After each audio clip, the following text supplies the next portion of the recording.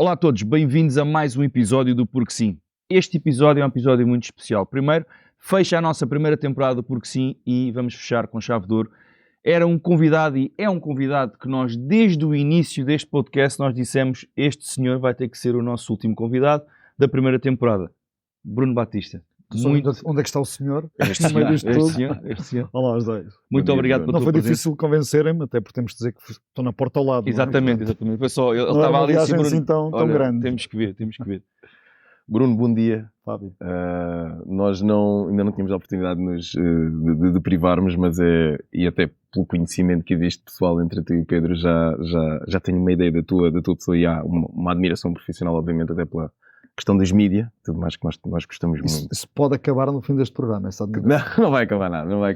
Antes que acabe, para não acabar no final, Instagram, TikTok, YouTube, portanto... As redes likes, sociais, tá aquele amor que vocês... Agora, porque depois pode-se correr mal, então... vocês nos têm dado. Bruno, é a nossa panagem sempre no Porque Sim, deixar um bocadinho as cerimónias de lado e entrarmos diretamente na conversa. O Porque Sim é um programa de emoções. És um homem emotivo. Já respondi, não é? Não tanto porque sou emotivo na minha vida pessoal, sou emotivo na minha vida pessoal, que é familiar, sou emotivo com o Benfica, já falámos aqui um bocadinho sobre o Benfica, enquanto o Pedro, que chegou atrasado, não estava aqui. No negócio cada vez menos, não é? Cada vez menos pode ser emocional. Nós trabalhamos as emoções dos nossos clientes, trabalhamos as marcas, a relação magnética entre o consumidor e a marca é feita pela emoção, é isso que dá valor acrescentado a um produto, é a marca que a imprime e os valores que ela consegue transmitir ao seu consumidor. Quando eu vejo um anúncio de um perfume, quer dizer, a última coisa que me dizem é qual é o odor que ele tem, o que me fazem passar é a imagem do lifestyle que eu sinto, do poder que eu tenho ao pôr um perfume daqueles, fico logo musculado, bonito, em Santorini a mergulhar no mar, não é? Acho que se chama de Dolce Gabbana, uma coisa assim. Mas transmite-me aquela emoção toda e, portanto, isso está no nosso trabalho de comunicação e de marketing. Agora depois, naquilo que faço, feliz ou infelizmente, não sei bem o que é dizer aqui, que é gestão, acima de tudo, grande parte do meu dia já é feito a gerir, a emoção tem que ficar um bocadinho de lado, porque as decisões do coletivo não podem ser tomadas porque agora tenho aqui uma relação com esta pessoa que acho que, portanto, não somos a Santa Casa nos negócios, adorava ter um papel social como tem o da Santa Casa, pode ser que no futuro ainda o consiga ter, mas no negócio não podemos ser assim, portanto, é claro que as decisões não somos números, mas há um lado racional que tem que estar na última decisão. Bruno, tu começaste o teu percurso na rádio. É verdade. Poucas pessoas olham para ti hoje e sabem isso, não é? Portanto, tu começaste o teu percurso na rádio e é um tipo de comunicação. Agora já aparece os podcasts na rádio, já aparece muita visão da rádio, mas provavelmente na altura que começaste na rádio era ainda aquela comunicação muito nua e crua, de olhos fechados, a voz das pessoas. Eu sei que me querem fazer parecer mais velho não, do que de todo. Mas não sei se agradeço essa pergunta. Não, de todo. A minha questão prende-se com essa... Vou dizer que comecei muito cedo. Na verdade tinha 13 anos quando comecei a fazer rádio. E aquilo que dizes é um bocadinho verdade, porque era a rádio ainda da voz colocada, do falar bom dia, senhor, quase que comecei na Rádio Renascença, ainda por cima. Apesar de não ser católico, mas sempre respeitaram muito a minha não crença em Deus para trabalhar na Rádio Renascença, que ao contrário do que se possa pensar é completamente liberdade total em todos os sentidos. E ainda agora tem um programa da manhã bastante bem conseguido, evoluiu bastante em relação ao tempo que também era ótimo do António Sala e da Olga Cardoso. Ainda trabalhei muitas vezes com o Jogo da Mala e muitas vezes nessas manhãs. Mas sim, era uma rádio diferente, era uma rádio que se dizia de proximidade, porque a rádio sempre foi quem esteve mais próximo dos seus ouvintes, pelo imediatismo.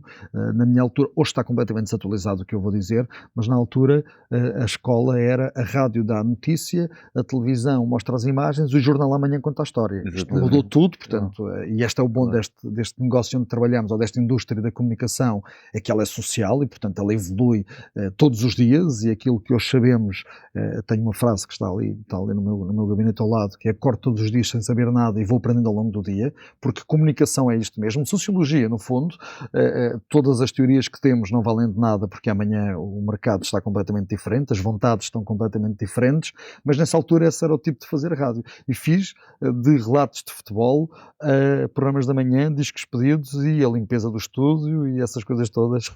E essa experiência que tiveste na rádio, que foi rica, a forma como tu falas é apaixonante. Isso influenciou a forma de comunicar no teu meio empresarial? Isso teve alguma influência naquilo também, que é hoje? Sim, também. Quem faz rádio e quem faz diretos, não vou dizer que tem um skill natural, porque aprendi com muita gente com quem me cruzei e fiz rádio durante praticamente 10 anos. Fui para a universidade a trabalhar na rádio. Fiz a universidade a trabalhar na rádio, a fazer programa às 6 da manhã, das 6 às 10. E aprende-se o imediatismo, aprende-se a fluidez de pensamentos, aprende-se a usar sinónimos para não nos tornarmos repetitivos num discurso. Um relato de futebol dá-nos um imediatismo, dá-nos uma... É o segundo, não é? Sim, está a acontecer naquele momento e temos que o narrar com a emoção que falávamos, temos que trazer e levar para quem está em casa tudo aquilo que estamos a ver perante os nossos olhos e a acontecer naquele momento. Ou a reportagem, os diretos são uma grande escola. E, na verdade, isso também ajuda muito ao longo da vida em praticamente todas as circunstâncias e muitas empresariais. Porque aquilo que estamos, e quando nos pomos frente a frente com uma administração, com um diretor de marketing ou com uma equipa desse género, a nossa fluidez de pensamentos, não só para os explicar, como também para os interpretar, é importantíssimo. E talvez a rádio me tenha dado um bocadinho dessa escola. Somos sempre fruto de tudo o que fomos fazendo ao longo da vida. Das várias experiências. Mas o meu primeiro trabalho foi limpar boxes de cavalos no centro hípico ao pé de mim. É verdade, eu sou lentejano, sou rústico, não é? Agora está na moda dizer que se é rústico. Cresci em Elvas, onde Branding. há umas festas que estão agora a acabar, que se chamam São Mateus, portanto uma semana das festas de São Mateus, e tinha 12 anos, 11 anos, trabalhava no verão para ganhar dinheiro para as festas e, portanto, o primeiro trabalho foi a limpar as boxes de um centro hípico que havia ao pé da minha casa. Não está aqui. Tu consegues recuar mais ou menos a essa altura? Isto é tipo psicoterapia, mas na parte fixe. Que é, tu consegues recuar a essa altura e lembrar-te o que é que esse pequeno Bruno queria ser? O que é que ele ambicionava? Talvez com 11 anos ou 12 não tivesse esse pensamento do que é que ambicionava ser. Consigo recuar, sim, venho de uma família humilde, portanto, a viver, nunca nos faltou nada, mas a viver com o ordenado do meu pai e da minha mãe, portanto, o trabalhar no verão era uma forma de ter um extra para as minhas coisas, portanto, para estas festas, para umas férias com os meus avós, uma coisa assim, e nessa altura diria que não tinha esse pensamento sobre o que é que iria ser ou não a minha vida. E sendo? E acontecendo, 11 anos, 12 anos, penso que não temos, pelo menos eu não tinha essa cultura para imaginar, por falta de acesso a muitas coisas, estamos a falar de uma altura sem internet, portanto, e já me considerava um privilegiado porque em Elvas conseguíamos ver 5 canais de televisão espanhóis que nos davam uma visão muito diferente de um Portugal que nós vimos nascer a SIC, vimos nascer a TVI, portanto, eu com 5 ou 6 anos já tinha acesso a meia dúzia de canais, isto porque, por muito que estivesse parabólicas, na altura o inglês não era algo que eu dominasse e, portanto, não me trazia mais-valia nenhuma. Mas um bocadinho mais tarde, com 13, 14, 15 anos, quando na rádio comecei a ganhar alguma experiência, que começou por brincadeira, é verdade, a rádio, na escola, achava que por ali seria o meu futuro, no jornalismo. E tenho pena de não conseguir ter feito alguma coisa no jornalismo, na rádio ou na televisão, acima de tudo, porque era bastante mal pago. Ainda continua a ser. A profissão de jornalista é fundamental para a democracia, é um poder que tem que contrabalançar aquilo que acontece na nossa sociedade e, infelizmente, e estamos a assistir à degradação dos mídias, a pouco, porque tem cada vez menos, degradação no sentido em que tem cada vez menos jornalistas, em que se faz cada vez menos trabalho de investigação, em que se procura cada vez menos confrontar fontes e, portanto, damos com memes que tenho muita pena de me rir com alguns deles, porque um meme do jornalismo nunca é bom para a sociedade e, portanto, estamos a perder aqui uma componente importante de um jornalismo que não é informativo, que é já muito não se faz mais de jornalismo de qualidade. Faz jornalismo de qualidade com muita dificuldade, porque ainda há gente muito boa e ainda há alguns mecenas que vão sustentando esse jornalismo. Mas é difícil, não consigo, das coisas que mais gosto de fazer é a estratégia, e não consigo perceber como é que vamos financiar os mídia daqui a 10 anos, como é que olhamos para as contas dos principais grupos de comunicação e elas têm dívidas que são difíceis de continuar a sustentar e, portanto, não consigo encontrar uma solução para isso. A digitalização da palavra fez com que tirássemos valor àquilo que nos dava uma fonte fidedigna de informação, porque hoje em dia todos nós somos fontes de informação e bem numa sociedade livre e democrata. Temos é que encontrar como é que financiamos os mídia na era do streaming, na era do conteúdo que todos descargamos em casa com uma assinatura que custa 7 ou 8 euros por mês, não é? Imaginem o que nos dão as plataformas de streaming por meia dúzia de euros por mês, não é? É difícil bater isto. Em termos de gestão de mídia, não sei se existe alguma escala para isto, mas é mais importante ser ouvido, escutado ou visto? Eu acho que há lugar para as duas coisas. Os podcasts, este é um videocast, mas o áudio dos podcasts continua a ter muita audiência, porque há momentos para tudo. Eu sou um consumidor compulsivo de podcasts áudio e muito poucos de vídeo, porque ao longo do meu dia é difícil para mim estar frente a um ecrã a ver o conteúdo, mas ouvi-lo consigo. Ou porque de manhã, quando me levanto, sou um consumidor de rádio de manhã desde sempre, com 11 anos ou com 12 eu dormia a noite toda e hoje ouvi podcasts na altura com o rádio e pilhas debaixo da almofada. E ouvia o Zé Candeias nas manhãs da Renascença a noite toda. E depois ele foi para a Antena 1. Porque sempre gostei de ruído. O silêncio é uma coisa que me faz muita confusão. Não consigo sequer trabalhar em silêncio. Não consigo estar no silêncio. Durmo toda a noite para declínio de relação noturna com a minha mulher, durmo a noite toda com um podcast ligado, o que faz com que ela durma no outro quarto, não é? Porque tem que ter sempre ruído em casa. Mas desta forma, o áudio faz com que eu consiga ouvir muito mais conteúdo e não tanto vê-lo. Há momentos para ver, há coisas que têm que ser vistas, mas acho que a rádio continua a ter a sua magia, que se perdeu hoje de imaginar as pessoas porque conseguimos vê-las facilmente, mas ainda tem muito mercado. Eu entro no carro eu tenho que ouvir qualquer coisa, não consigo estar distraído, ainda que alguns carros já permitam ver o conteúdo nos ecrãs, e bem, ele não está disponível para quando vamos sozinhos. Mas em viagens e em tudo mais, o áudio, ao longo do meu dia, faz-me muita companhia. Às vezes, é claro que não estou a noite toda a ouvir os podcasts, vou adormecendo e acordando, mas depois, quando acaba um podcast e no silêncio, eu acordo e volto a pôr outro. Fiquei agora curioso com essa questão, se me permites, também não está aqui. É uma maneira estranha de dormir, eu sei. Sim, não, mas mais ainda a própria gestão do silêncio, o incómodo que o silêncio tem em ti. Existe um porquê? Desde que eu me lembro, sempre, como digo, com 10 anos ou 11 anos, lembrava-me de gastar pilhas nos rádios que os meus pais se chateavam, porque aqueles rádios a pilhas pequenininhos eu tinha sempre um debaixo da almofada, dormia comigo na cama e sempre ligado. O silêncio... não sei, tenho um bocadinho de hiperatividade crónica e acho que o silêncio não me faz sentido. Acho que há tanta coisa que eu quero ouvir, tanta coisa que eu quero saber, que estar em silêncio, eu acho que até me bloqueia o pensamento. Vocês entram muitas vezes ali no meu gabinete, a televisão está sempre ligada, eu estou a fazer qualquer coisa e está sempre ali o som, o ruído da televisão, das notícias a tocar, e é sempre assim ao longo do meu dia. É uma questão, se calhar, também de sentes-te acompanhado?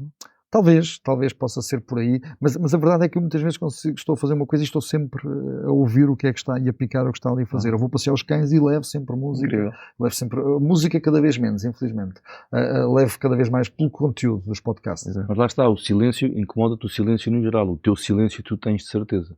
Para ouvir outras coisas, para teres a tua introspeção. Não, eu estou muitas vezes calado, nem sempre acerto no que digo, portanto vale mais estar calado, mas gosto de estar sempre a ouvir qualquer coisa. Ok, fixe. Bruno, tu tens passado, como o Pedro disse, e acabámos de falar disso, ou melhor, o teu percurso é feito de várias passagens pelos vários grupos de mídia, vários meios, e nesses meios também o teu empresas também. Empresas, e esse percurso vem sendo feito, obviamente, sempre numa posição ascendente, e as decisões acabam depois também por ficar nas tuas mãos. E essas decisões, acabámos de falar aqui também, não é? A rádio está a mudar, a televisão está a mudar, o streaming, são associadas a mudanças. Existe algum momento que te recordes em que tiveste que decidir ou tiveste que patrocinar uma mudança que possa não ter sido tão bem recebida por quem seria o alvo dessa? Bom, claro, fazemos muitos erros. Eu costumo dizer nos negócios, umas vezes ganho dinheiro, outras vezes aprendo, não é? Porque cada vez que perdemos, aprendemos. Olha, já fiquei com essa. Cada vez que perdemos dinheiro, aprendemos imenso. E perco muito tempo a analisar as perdas, o que correu mal, para encontrar o fator crítico de sucesso. Porque falar dos sucessos, então os empresários adoram falar das coisas que correm bem, e se falamos com um empresário, se faz sempre imensos negócios, todos muito bons. Eu não, já fiz alguns que não correram assim tão bem, e paro muito a pensar sobre eles para tentar não cometer, falta de inteligência é cometer 2 vezes o mesmo erro. Errar faz parte do processo, faz parte do dia-a-dia, faz parte de tudo, não é? Só não erra quem não decide. De erros graves, sim, já tivemos algumas coisas que nos fizeram perder clientes, em eventos, em coisas por aí. Não há estruturas perfeitas, nós não o somos e, portanto, também cometemos erros. Graves ao ponto de colocar em risco uma estrutura, não, porque felizmente vamos sempre conseguindo dar a volta a todas as situações. Não me estou assim a lembrar de nenhuma situação em concreto de ter cometido um erro que afetasse tanto alguma coisa. Mas lembro-me até quando trabalhava noutras empresas, temos lançado produtos que não correram como esperávamos. Alguns, o Steve Jobs faliu 2 vezes a Apple antes de conseguir o sucesso. Não é? Foi despedido 2 vezes da sua própria empresa e não por falta de talento, porque naquele caso até era por estar a lançar produtos antes de tempo. O mercado ainda não precisava das coisas que ele estava a inventar. Não havia produto final para a capacidade dos computadores que ele estava a inventar. Era basicamente isto. Ao ponto em que ele teve que criar DreamWorks para fazer o Toy Story, para mostrar para que é que serviam os computadores que ele tinha construído na Apple. Exatamente. A indústria não tinha percebido para que é que serviam aqueles computadores. Isto é uma coisa... hoje sorrimos, mas ele foi despedido 2 vezes e levou 2 vezes a Apple à falência até aí. Portanto, eu espero não levar nenhuma das minhas empresas à falência e não ser tão visionário como o Steve Jobs.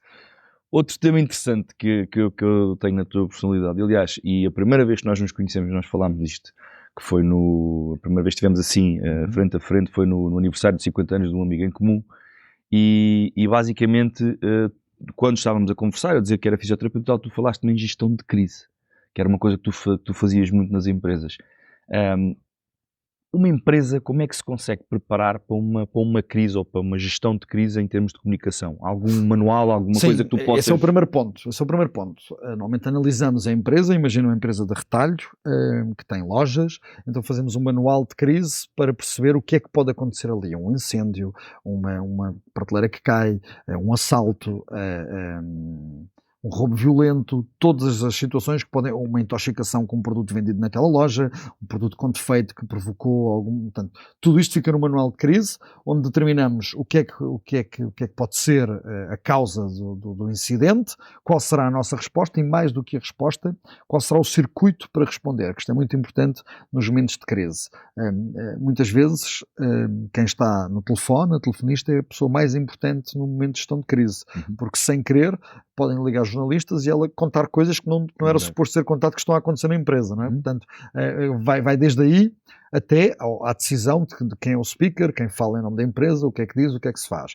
Tentamos antecipar ao máximo cenários. Outras vezes acontecem coisas que não tínhamos imaginado. Já gerimos crises, ou já gerimos aqui na GCI coisas do género de alugar o Panteão para fazer um jantar de Natal, não é? Um jantar de um evento, este é um caso conhecido, e de repente gerar uma opinião pública a dizer que o Panteão está a ser usado para fazer um jantar, uma festa, e não é suposto.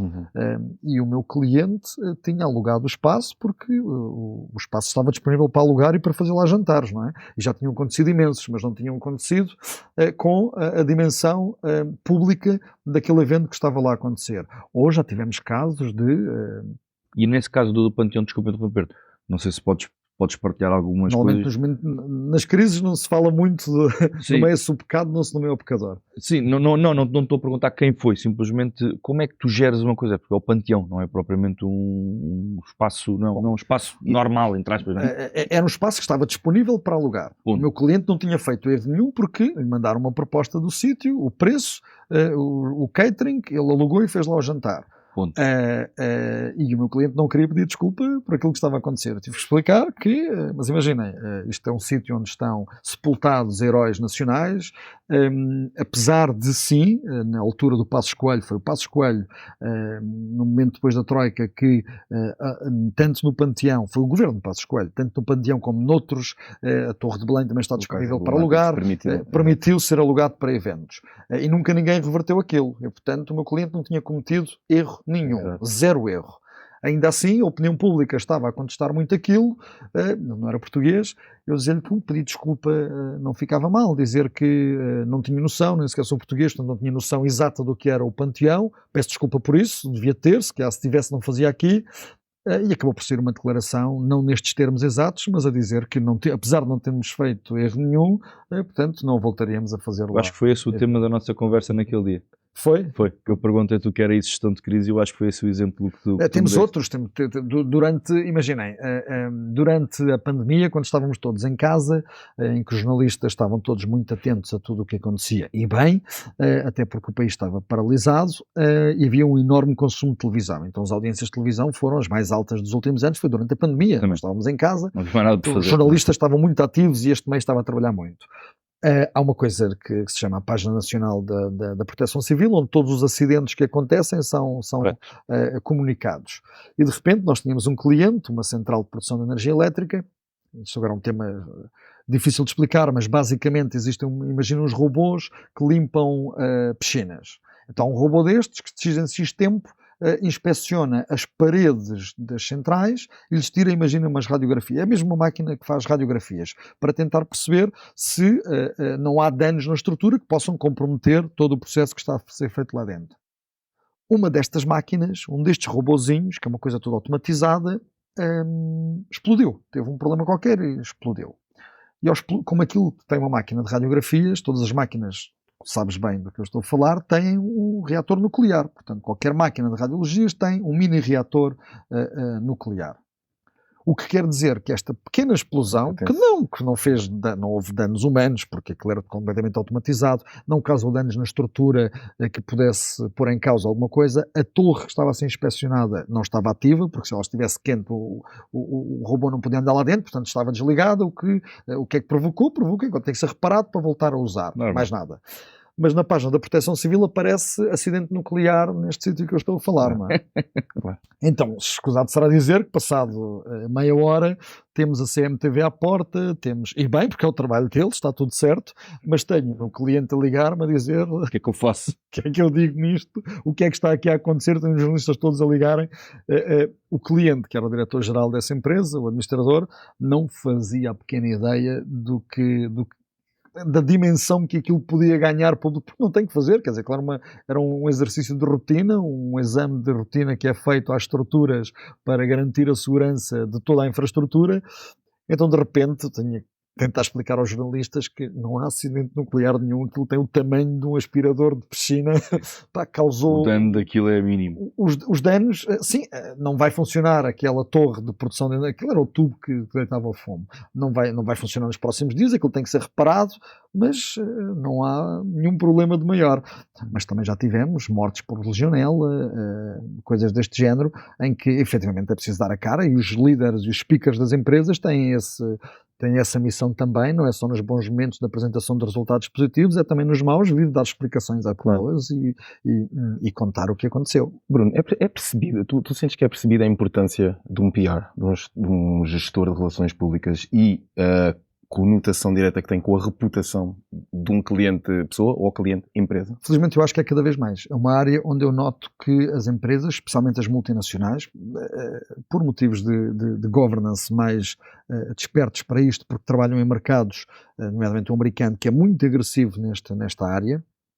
Nós na Europa somos um bocadinho mais permeáveis ao nacional porreirismo, que as coisas hão de correr bem, não é? Exato. Os americanos são mais implacáveis em relação às empresas e às marcas, é a questão de ver o sistema judicial e as condenações que existem por qualquer coisa que acontece, responsabilidade de uma marca, e então eles dão mais importância ao PR por causa disso, porque percebem melhor o impacto da reputação numa marca e numa gestão, ou até no modelo de governance de uma empresa.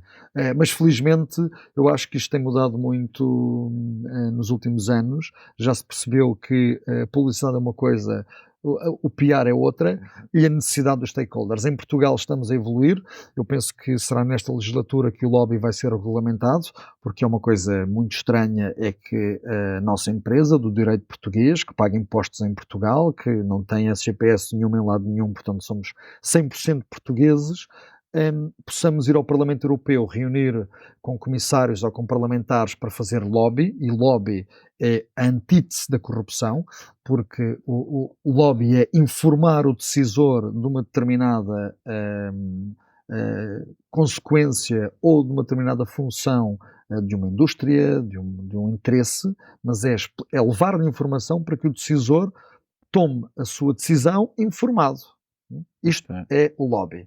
O lobby é tão só explicar um ponto de vista. Haverá contraditório, que o outro contraditório tem todo o direito em fazer o mesmo, mas eu quero que os decisores tenham o máximo de informação quando escrevem uma lei, quando votam uma lei, portanto que estejam o máximo de melhor informados possível, se é que esta frase ficou bem dita. Ficou. Em Portugal, o lobby é proibido.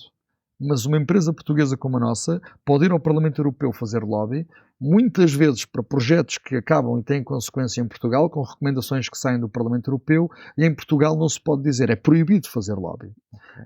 Nós, o Grupo GCI, juntamente com vários pares do setor, assinámos uma autorregulamentação. Portanto, desde o ano passado que introduzimos o que é que são, para nós, o regulamento, as boas práticas desta área. Completamente transparente, que é, se eu sou pago pela indústria, vou dizer uma que eu não trabalho, pela indústria da produção de álcool, para explicar os benefícios que, imaginem que o vinho tem, se for bebido com moderação, se for produzido de certa forma, como nós temos regiões demarcadas, temos uma região demarcada para fazer aguardente, só há 3 no mundo, e uma está em Portugal, que é a aguardente velha, que é Cognac, Aramac e a Lourinhã. São as únicas 3 no mundo que, infelizmente, ainda não criámos a Lourinhac, por muito que eu já tenha tentado trabalhar nisso. Não estou a brincar. Não, mas faz sentido. Cognac é a aguardente velha mais conhecida no mundo, que é uma DOP, tal como Aramac, e depois é a Lourinhã. São só 3 no mundo que podem fazer aguardente velha demarcada, quer dizer, com denominação de origem e de alta qualidade.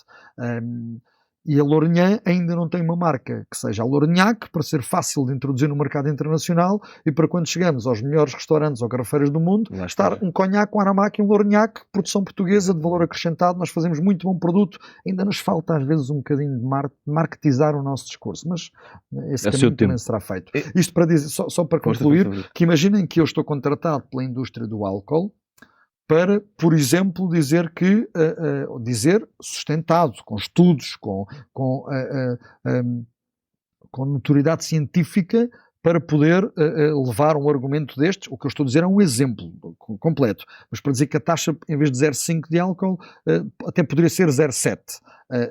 Porque, imaginem que é o vinho, porque o consumo de vinho não dá ressaca, ou não fica tanto tempo no sangue como as bebidas, o que quer que seja. Estou completamente a inventar, portanto.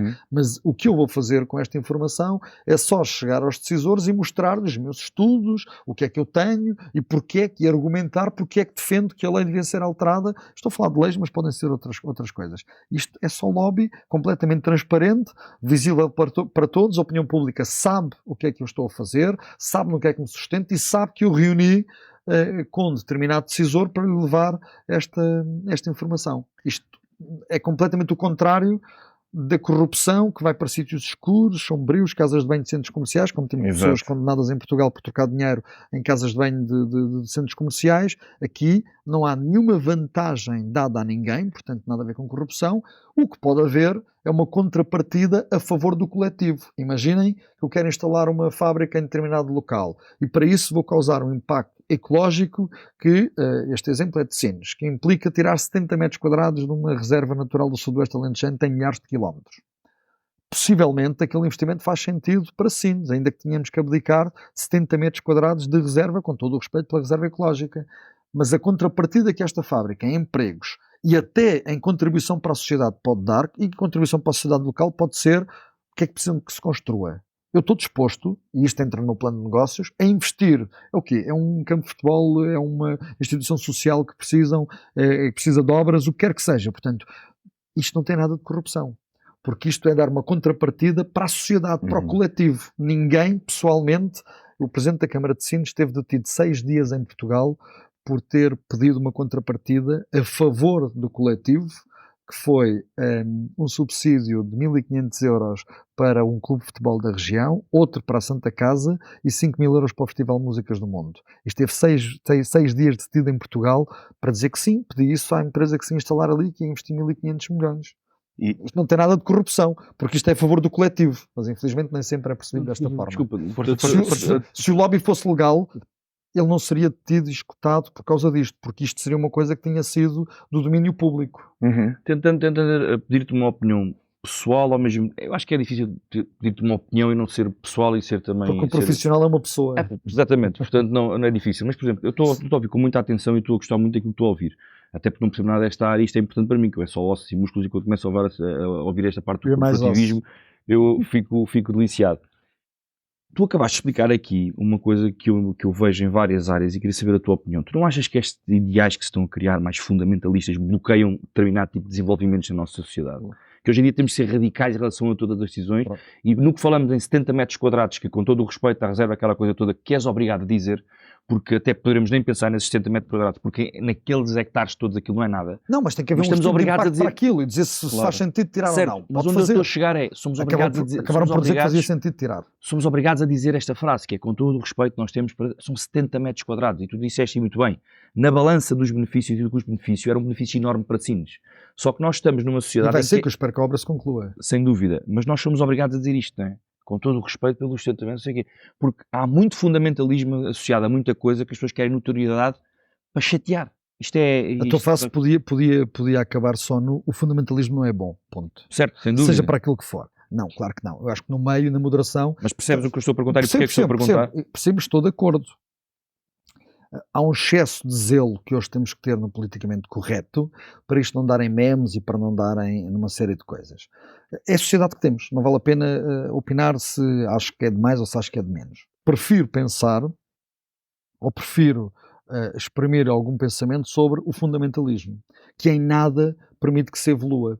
Tudo o que é fundamentalista, seja em relação a qualquer tema, e este também do excesso de zelo, vai obviamente limitar o desenvolvimento e limitar em que possamos falar com maior liberdade, sem estar a pensar se a vírgula ficou bem aqui ou se esta vírgula pode mudar o sentido do que eu estou a dizer, e depois não há capacidade de perdão, que isso é mais grave ainda, que é a capacidade de interpretar que foi só um erro, que eu disse aquilo assim, estava em determinadas circunstâncias, não pensei bem, hoje digo o contrário, peço desculpa por isso, e nós condenamos e depois não conseguimos compreender e desculpar. Fruto de um excesso de informação que temos a correr, de um excesso de vidas. Vocês já viram hoje, e bem, com o telemóvel, o que conseguimos fazer, e o ritmo a que vivemos. Eu comecei a trabalhar com faxes, portanto, eu recebi um fax, tinha que responder com um fax, eu recebia uma prova de cor que vinha num CD, prova de cor, imaginem, comecei a trabalhar em publicidade e em marketing depois um bocadinho mais tarde, e havia um anúncio para sair. Eu estava em Campo Maior, comecei a trabalhar na Delta, e a agência estava aqui em Lisboa. Aquilo que nós hoje temos aqui, uma agência que tenho hoje, na altura, eu era cliente da agência. Então mandávamos um CD gravado com o fecheiro que tinha a página de publicidade para nós aprovarmos para depois sair no jornal. Este processo todo demorava 2 dias, entre envia pelo correio, não sei o quê. Hoje são uns segundos no WhatsApp, eu digo ok, está feito. E digo ok não sei quantas vezes por dia, é uma série de coisas. Portanto, este ritmo frenético que vivemos, que é bom porque permite com que não haja isolamento, quer dizer, as oportunidades que hoje tem um miúdo que nasce em Elvas ou em Vila Real de Santo António, são praticamente as mesmas de quem vive em Brooklyn ou em Singapura. E isto é o bom da globalização, o bom da transição e de conseguimos viajar pelo mundo, conseguimos mudar de país, conseguimos ir à procura de oportunidades. É um tema que se fala muito da imigração. Acho que a imigração é perfeitamente necessária e nós precisamos de imigrantes pelo mundo inteiro, porque isso só vai enriquecer aquilo que cada povo tem. Outro tema é falar se deve haver algum tipo de cotas ou de controle sobre aquilo que é a Europa. Não vou falar de Portugal, estamos inseridos na União Europeia, portanto o espaço Schengen é um só. A Europa precisa de imigrantes de todo o género, para trabalhar em todo o tipo de coisas, desde talento e dos nómadas até às profissões de força. Precisamos de imigrantes de todo o lado. Há de ter um limite. Claro, quanto mais depressa o pensarmos e mais depressa o analisarmos, melhor vamos receber as pessoas que para aqui vêm. Não podemos nunca, e em Portugal, eu vi que esta semana o Chega fez uma manifestação que tentou passar uma imagem, que não sei se passou bem, que é de não são contra a imigração, só é contra essa foi a declaração do líder do Chega. Eu não sei se passou assim para a sociedade toda. Eu sei que ele disse assim, a sociedade vê aquilo muito como são contra os imigrantes. Eu escutei essa declaração. Mas é uma mensagem difícil e ténue, há uma linha muito ténue entre sou contra os imigrantes e sou contra os imigrantes descontrolados. A linha é muito ténue. Sim. E às vezes o Chega pisa a linha. E portanto, por isso a percepção que passa na sociedade não é a que eu acho que devia. Mas, porque se explicarmos isto, o que está na base de não haver uma imigração descontrolada, para mim, é a questão de recebermos as pessoas com toda a dignidade. As pessoas que emigram, como os portugueses que vão lá para fora, indiferente qual é a raça, qual é o país de onde vem ou para onde vão. Isto é, para mim, é uma verdade universal. Qualquer pessoa, imigrante, não imigrante, não tem nada a ver, tem que se lhe ser garantida, e aqui temos todos a obrigação coletiva de garantir igualdade de oportunidades, qualidade de vida e os mínimos decentes para que desenvolva a sua família. Isto não tem nada a ver com ser imigrante ou não. Sem dúvida. A única coisa que coloca os imigrantes nesta equação é que eu tenho que perceber qual é a capacidade da Europa para garantir empregos, vida digna para quantas pessoas, independentemente de onde elas vêm ou para onde elas vão. Portanto, e esta é a única relação que eu acho que tem que ser feita, é de perceber qual é a capacidade, e a capacidade tem a ver com a economia da Europa, que é que riqueza é que nós conseguimos gerar para dividir por quantas pessoas. Eu acho que está em déficit, eu acho que nós temos riqueza a mais para as pessoas que temos. Portanto, precisamos de receber mais pessoas para que consigamos distribuir e aumentar esta produção de riqueza. Esta é a minha percepção genérica sobre a Europa. A Europa precisa de receber ainda muitos milhares ou milhões de imigrantes, até porque os dados da natalidade dizem-nos que nós estamos a diminuir a população, portanto, a receber imigrantes só nos vai ajudar a manter um planeta habitado, uma Europa, um continente habitado, com vida, com economia e com desenvolvimento. Portanto, jamais poderemos dizer que somos contra a imigração, mensagem que às vezes passa. Bruno, voltando só aqui um bocadinho atrás, porque surgiu-me aqui uma questão provocativa ainda com o lobby, e depois já vamos para a frente. Comenta-me esta frase: o lobby é uma porta giratória. Vamos ver. Esse tema pode ir até à política sobre ser uma porta giratória ou não. E a discussão pode ser mais abrangente do que isso. Saem das empresas, vão para a política, e saem da política, vão para as empresas. E então? Onde é que as pessoas vão estar se não for num sítio ou noutro? No privado ou no público? Mas ele era ministro das obras públicas e agora foi para uma construtora. Ou vinha de uma construtora. Pois, se eu quero uma pessoa que possa dirigir determinada área, é bom que ele tenha currículo nessa área. Eu não quero uma pessoa à frente do Ministério da Educação que não tenha passado por escolas e depois, quando sair, vai para uma consultora privada. As pessoas têm quanto mais apontarmos o dedo, melhor qualidade vamos ter nos cargos públicos. As pessoas têm que estar nos cargos públicos enquanto têm que estar e têm que se dedicar ao máximo à gestão daquele cargo. Quando saem de lá, vão para a vida privada.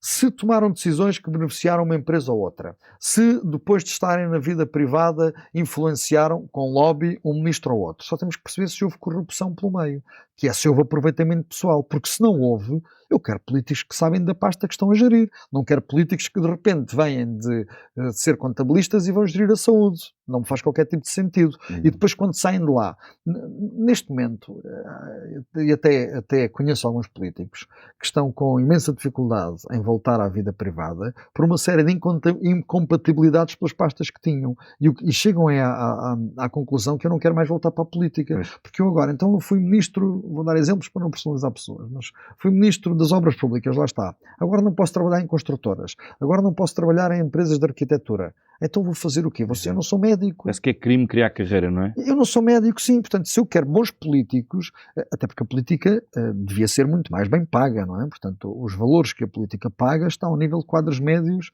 de empresas. Portanto, imaginem um presidente da Câmara de Lisboa.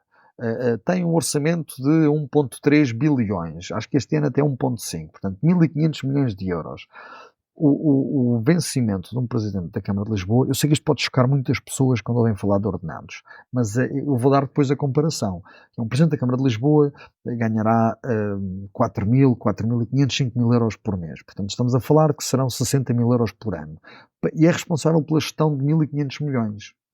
Uma empresa que tenha um orçamento de 1.500 milhões paga pelo menos 2 milhões de euros ao seu gestor. Pelo menos.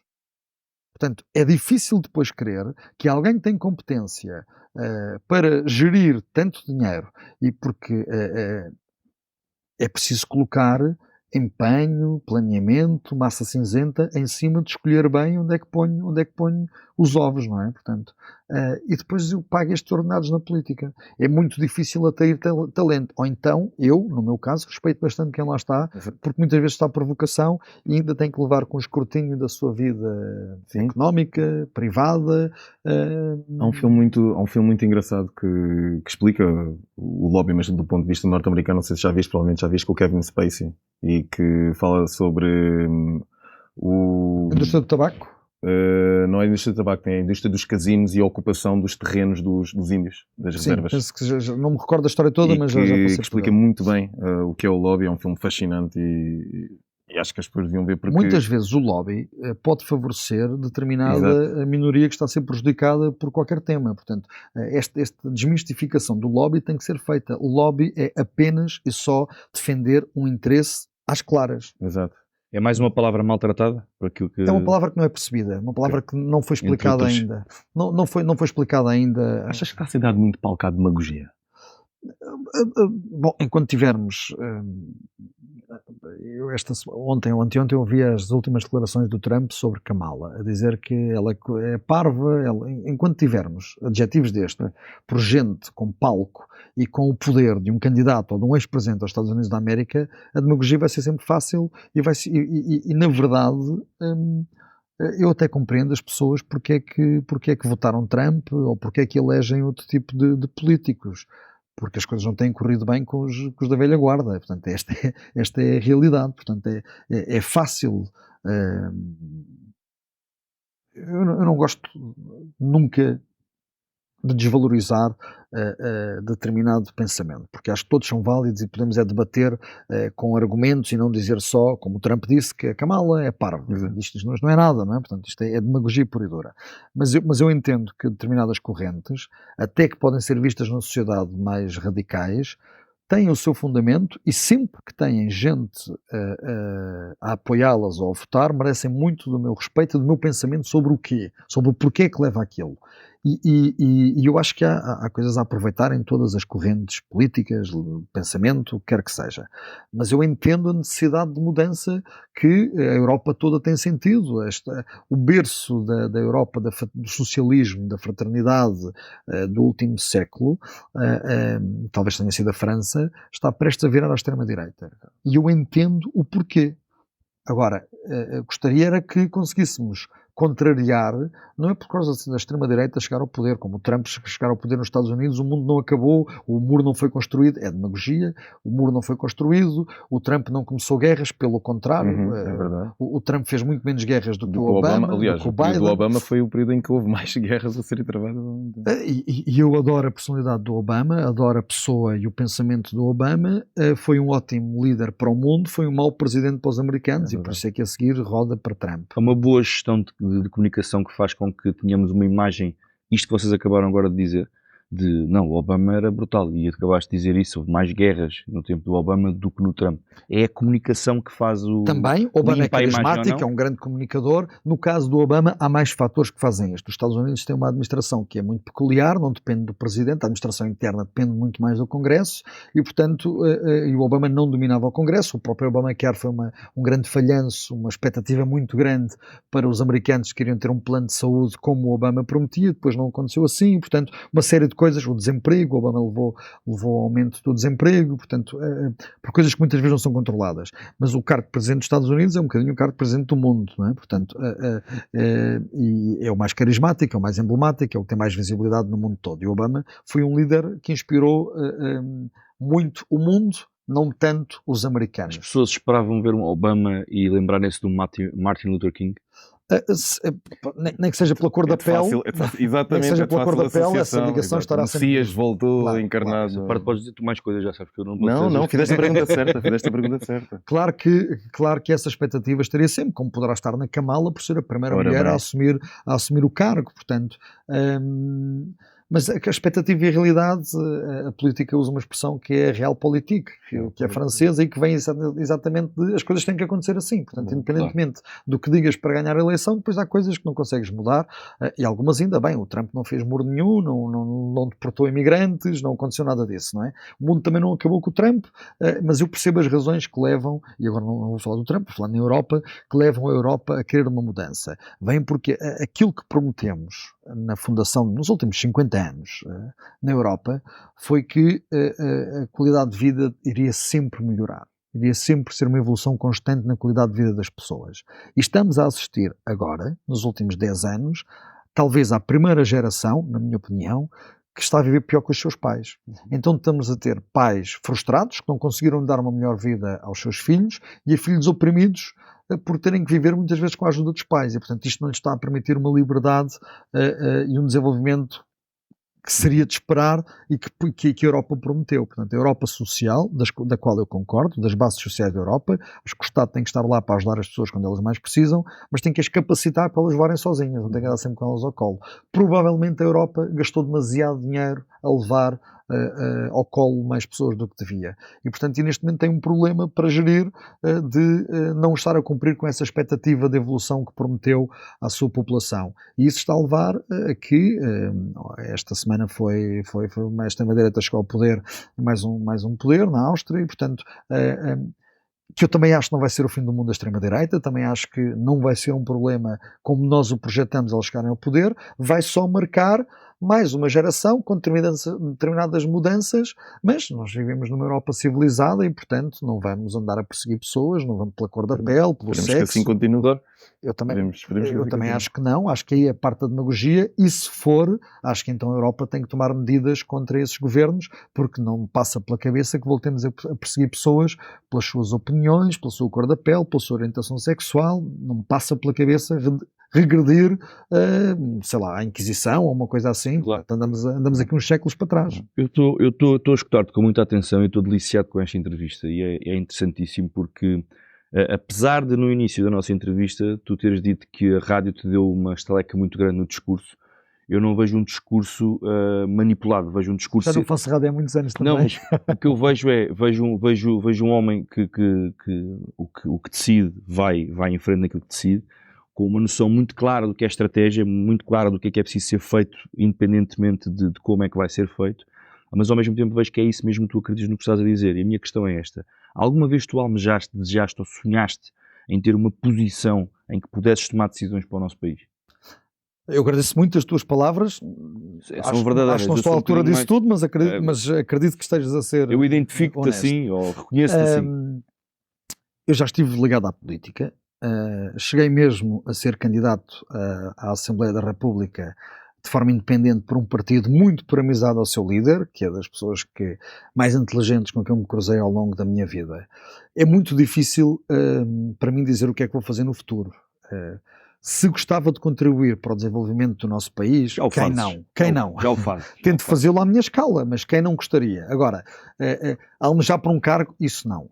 Prefiro muito mais estar de fora e dar o meu contributo de forma desinteressada, para conseguir manter essa honestidade de pensamento, que aquilo que estou aqui a dizer são só as coisas que eu acredito, nem mais, nem menos, com nenhum tipo de intenção de cativar votos, porque não irei a votos Última na pergunta, política. E portanto, eu acho que essa obrigação deve ser um bocadinho de todos nós nas decisões de todo o dia. É um bocadinho aquilo do pergunta o que é que podes fazer pelo teu país e nunca o que o teu país pode fazer por ti. Da mesma forma que, por exemplo, a palavra lobby é uma palavra maltratada, como vulnerabilidade e entre outras, a criação de algumas sociedades discretas e não secretas foram feitas à base do pensamento muito filosófico. E líderes extremistas, a primeira coisa que fizeram em tempos na história da nossa humanidade era precisamente destruir esse pensamento filosófico para conseguir proliferar aquele medo. Tu achas que é importante este pensamento filosófico aliado à parte da execução mais prática das coisas? Para que nós, enquanto ser humano... O pensamento filosófico em determinadas elites, ou elites que se juntam para pensar, quer seja as maçonarias, quer seja outro tipo de fóruns, existem há muitos milhares de anos na nossa sociedade. E elas são necessárias porque tem que haver sempre alguém, não vou dizer que tem mais capacidade do que outras, mas que fruto da sua vida tem mais disposição, tem mais tranquilidade para pensar e para criar correntes de pensamento. E é fácil perceber isto. Eu tenho um modelo de sociedade que tem que garantir, onde o Estado não deve ser totalitário, mas deve garantir coisas básicas: a segurança, a educação, a saúde e a justiça. Estes 4 pilares devem estar na mão do Estado. Só assim é que conseguimos garantir que o elevador social funciona. E ele não tem que ser igual para todos, que equidade não é igualdade. Equidade é ajudar um bocadinho mais aquele que vem, que não parte da mesma base, por muitas dificuldades sociais, o que quer que seja. E as elites sempre existiram nas sociedades, e as elites são fruto normalmente de pessoas que estão mais confortáveis na vida por vários fatores. Não tem só a ver com fatores económicos, tem também muito a ver com a forma e a disposição com que encaram a sua vida e com a tranquilidade que conseguem vivê-la. E, na verdade, elas são necessárias, esses pensamentos são necessários para que possamos evoluir. Se nós não juntarmos aqueles que, fruto desta vida que eu estou a dizer, têm mais capacidade, nem que seja de tempo, para refletir, nunca iremos evoluir. Portanto, a inovação é feita destes pensamentos. Aparece um gênio em cada sociedade a não sei quantos anos, em cada geração. Não sei se cada geração consegue determinar um gênio. De vez em quando aparecem alguns, como Da Vinci, ou como Steve Jobs, ou como meia dúzia deles, o Elon Musk, não sei se está nessa categoria, tenho algumas dúvidas ainda, mas aparece de vez em quando um gênio que esse consegue iluminar-nos e consegue mostrar-nos caminhos novos. Mas nem todos temos essa genialidade e, portanto, é mais fácil juntar aqueles que têm alguma capacidade acima da média para que possam mover pensamentos a favor da sociedade. Portanto, isso é positivo. Obrigado. Bruno, tu estamos a privar pela primeira vez em conversa agora, mas és um homem de franco conhecimento e acho que qualquer um... Sou um curioso pela vida. É o melhor. E pegando na frase, provavelmente vou parafraseá-la mal, mas que tu falaste há pouco do chego ao escritório e tenho ali que todos os dias... Acordo sem saber nada, vou aprendendo ao longo do dia. O que é que tu, quando chegares são 2 em 1, portanto, qual é que tu achas que vai ser o teu legado, ou o que tu queres que seja o teu legado, e o que é que tu gostarias de dizer a ti mesmo no final da tua... Não vou dizer no final da tua vida, mas já numa fase lá mais avançada que queria ter aprendido isto? Eu percebo a tua pergunta, e esta frase que eu digo do acordo todos os dias sem saber nada e vou aprendendo ao longo do dia tem a ver com o mercado onde trabalhamos, que é obcecado pela novidade e que é obcecado pelo que é novo. A comunicação e o marketing quer saber a tendência, quer saber o que é novo. Portanto, quer dizer que se eu achar que se é alguma coisa, ela está desatualizada já amanhã porque já não é nova. Portanto, esta necessidade de eu hoje aprender alguma coisa para criar novo é só consequência do trabalho onde estou. Não tem nada a ver com nenhuma capacidade que eu gostaria de ter e não tenho. É uma necessidade de trabalho. Legado. Felizmente não penso na morte, não é? O dia que pensarmos na morte não fazemos nada, portanto a única coisa que eu gostava que acontecesse quando, sei lá, estivesse lá no meu velório a olhar para mim esticado num caixão, era que alguém dissesse que eu me estava a mexer, porque afinal estava vivo, que eu gosto é de viver, não é? Portanto, eu gosto é de viver, claro. Não penso muito na morte. O legado é uma coisa, sou muito novo para pensar num legado. O que fazemos é trabalhar todos os dias, a única coisa que conta no fim de tudo, e eu perdi minha mãe há 12 anos, e lembro-me de uma das primeiras frases que disse à minha irmã, que na altura tinha 16 anos quando a minha mãe morreu, era que no final da vida só conta uma coisa, que é sorrirmos mais do que chorarmos. Portanto, se sorrirmos mais do que choramos, a vida valeu a pena. E, portanto, é a única máxima que eu levo para todos os dias, é que vamos sempre ter problemas, vamos sempre ter que enfrentar coisas, no final só conta se tivermos mais momentos felizes. Portanto, é uma conta muito simples de fazer. Espetáculo.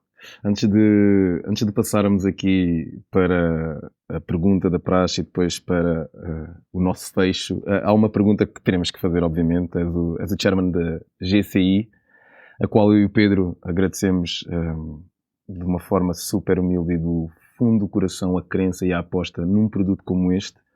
E eu gostava de saber a tua opinião do porquê sim. O que é que isto... O que é que pode representar para a sociedade? Várias questões como a masculinidade a falar sobre emoções, saúde mental, a ideia de haver uma certa jovialidade e uma certa transparência a falar sobre temas que à partida não seriam conotados com pessoas comigo ou com o Pedro. Os convidados temos aqui um Bruno Batista a credibilizar-nos e a permitir... Fico muito lisonjeado com isso, mas não sei. Não, Bruno, se porque, parece. mas são perguntas que nos colocam e são comentários que também nos fazem, não é? Como é que o Pedro e o Fábio conseguem ter estas pessoas e estas conversas e tal, e para nós às vezes acreditamos que é um bocado... É sempre difícil chegarmos às pessoas com as quais queremos aprender, porque acreditamos que se queremos aprender com elas é que elas estão de alguma maneira a formar, a dominar o mundo e estão ocupadas nisso, mas qual é que é a tua opinião sobre este tipo de programas e o que é que pode passar para... Eu acho que é tão simples quanto a pergunta anterior do Pedro. Nós precisamos destes momentos, e eu estou aqui a correr, vou para o outro lado, precisamos destes momentos em que paramos para falar, para refletir, para pensar e para criar dessa forma. Se não pensarmos sobre o dia-a-dia, infelizmente, eu digo com alguma tristeza que a maioria das pessoas não tem tempo para parar e pensar na sua vida, na sua estratégia. Não tem uma estratégia para a sua vida porque não tem tempo para parar e pensar. Mas, na verdade, se as pessoas não tiverem uma estratégia para a sua vida, nós nunca vamos ter uma estratégia para a sociedade e para o país. Porque, infelizmente, as pessoas não o fazem por falta de tempo. Portanto, voltando aqui ao tema de alguma elite ou de alguma vantagem que possam ter algumas pessoas, e nós, enquanto estivermos aqui neste tempo, somos uns privilegiados, estamos aqui parados a conversar. Portanto, está um mundo a acontecer lá fora e nós estamos aqui com parentes para poder refletir um bocadinho no silêncio, que eu não gosto deste estúdio, mas essa foi a vossa missão aqui porque sim, foi trazer pessoas com pluralidade, com opiniões diferentes, de temas muito diferentes e fazê-las refletir um bocadinho com vocês. Portanto, isso é uma mais-valia que está gravada, que podemos rever, podemos ouvir. Tenho certeza que se ouvirmos daqui a 1 ano ou 2 já vamos achar que algumas coisas não fazem sentido, ainda bem, mas naquele momento era assim que estava o pensamento e, portanto, isso é útil à sociedade, com mais ou menos visibilidade, com mais ou menos importância, só que nós toquemos a vida de alguém que nos ouviu, já valeu a pena. Então, obrigado. Bruno, 20 episódios para fazer esta pergunta. O que é que para ti é porque sim?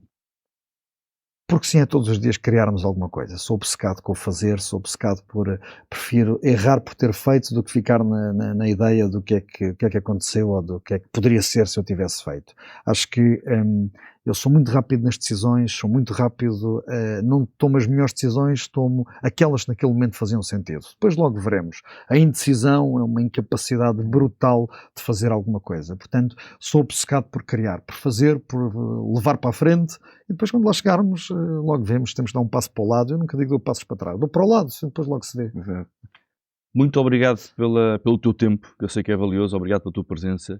E a vocês aí em casa, é importante, aqui ficou uma frase que podia ter sido a última pergunta, mas não foi, que no fundo, nos últimos dias da nossa vida, o que conta é o balanço final de termos sorrido mais do que os dias que não sorrimos tanto. Portanto, isto é importante nós ficarmos com isto é fechar com chave de ouro esta primeira temporada do Porque Sim, a quem agradecemos, na pessoa do Bruno, ao Grupo GCI que nos apoiou e nestes episódios que trouxeram tanta coisa aí para casa, que nos deram a nós as vossas opiniões, o vosso carinho e voltar a frisar, sorrir mais que aquilo que não sorrimos tanto. Exatamente. Bruno, obrigado. Obrigado eu pelo vosso convite. Pela tua presença, pelo tempo, pela oportunidade, por tudo, em teu nome e em nome da GCI. Obrigado a vocês também. Agradecemos a companhia que nos têm feito. Esperamos, de alguma maneira, ter contribuído para um elevar de pensamento, de consciência, não só mental e emocional. Eu e o Pedro vamos também parar agora, refletir, ver o que é que vamos fazer para a frente. Foi muito aquilo que nós recebemos e o Porque Sim mudou-nos também. E é o nosso singelo obrigado por terem estado aí este tempo todo. Continuem a acompanhar-nos. Revejam, como o Bruno diz, porque hoje às tantas o pensamento é um, amanhã é outro e esperamos também, de alguma maneira, contribuir para essa elevação. E o nosso Porque Sim. Até já.